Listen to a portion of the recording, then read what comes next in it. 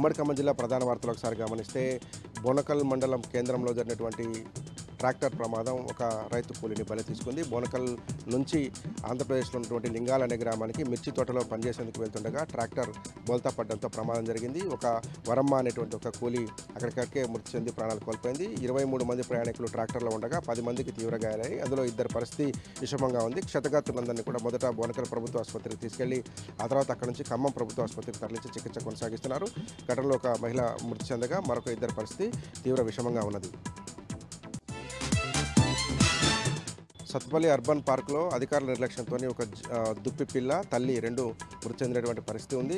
చాలా రోజుల తర్వాత వాటి మృతదేహాలను స్థానికులు గుర్తించి అధికారులకు సమాచారంతో అక్కడికి ఫారెస్ట్ అధికారులు చేరుకున్నారు. దాదాపు 10 రోజుల క్రితం కుక్కల దాడిలో 2 మృతి చెంది ఉంటాయని చెప్పి దుప్పి పిల్ల తల్లి మృతి చెంది ఉంటాయని స్థానికులు అనుమానం వ్యక్తం చేస్తున్నారు.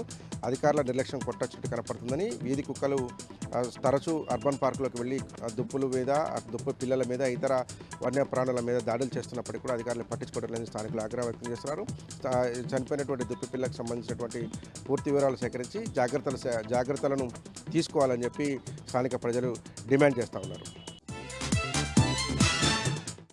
ప్రభుత్వ ఆసుపత్రులు నెలకొన్న సమస్యలను పరిష్కరించాలని డిమాండ్ చేస్తూ ఖమ్మం కలెక్టరేట్ ఎదుట ఉన్నటువంటి ధర్నా చౌక్లో PYL, POW ఆధ్వర్యంలో పెద్ద ఎత్తున ధర్నా నిరసన కార్యక్రమాన్ని కొనసాగించారు. ప్రైవేటు హాస్పిటల్, కార్పొరేట్ హాస్పిటల్లో ఫీజుల దోపిడీని కట్టడి చేయాలని డిమాండ్ చేస్తూ నినాదాలు చేశారు. అలాగే ప్రభుత్వ ఆసుపత్రుల్లో సమస్యలు పేరుకుపోయారని వాటన్నింటిని పరిష్కరించకపోతే పెద్ద ఎత్తున ఉద్యమాన్ని ఉధృతం చేస్తామని PYL, POW నేతలు ప్రభుత్వాన్ని హెచ్చరించారు.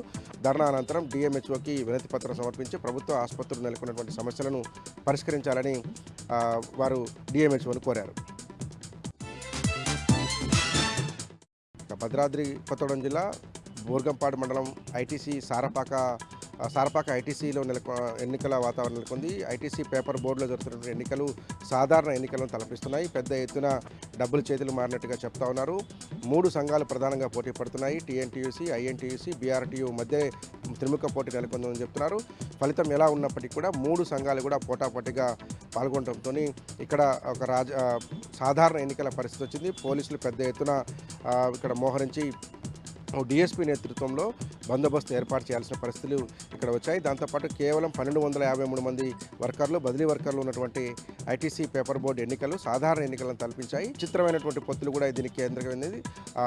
TDP, YCP పొత్తు పెట్టుకొని ITC ఎన్నికల్లో పోటీ చేయడం అనేది పెద్ద చర్చనీయాంశంగా మారింది.